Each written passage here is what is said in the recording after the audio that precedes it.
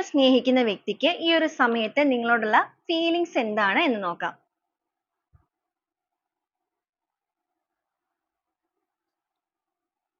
Five of Wands,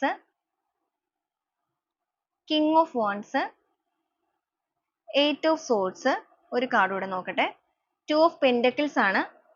നിങ്ങളുടെ റിലേഷൻഷിപ്പിന്റെ കാര്യത്തിൽ ഒരുപാട് തടസ്സങ്ങൾ ഉള്ള ഒരു ബന്ധമായിട്ടാണ് കാണുന്നത്. ഇവർക്ക് നിങ്ങളോടുള്ള ഇമോഷൻസ് പ്രകടിപ്പിക്കാനായിട്ട് ഒത്തിരി തടസ്സങ്ങളുണ്ട്. അതും വളരെയധികം സിറ്റുവേഷൻ ബേസ് ചെയ്തുള്ള തടസ്സങ്ങളും കാണിക്കുന്നുണ്ട്.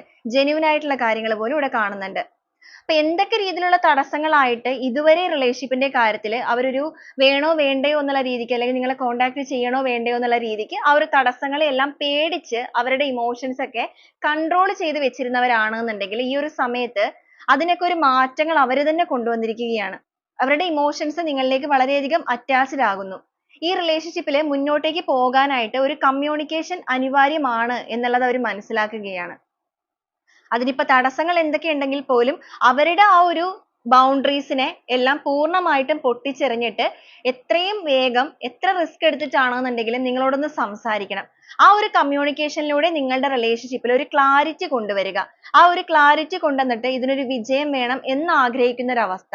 ആ ഒരു കാര്യങ്ങളാണ് അവർക്ക് നിങ്ങളോടുള്ള ഒരു ഇമോഷണൽ ഫീലിങ്സ് ആയിട്ട് നമുക്കിവിടെ കാണുന്നത്. അപ്പോൾ ഇവിടെ ഒരു കറന്റ് ഫീലിങ്സ് നോക്കുവാണെങ്കിൽ മെയിൻ ആയിട്ട് കിട്ടിയിരിക്കുന്നത് കമ്മ്യൂണിക്കേഷൻ എനർജി ആണ്.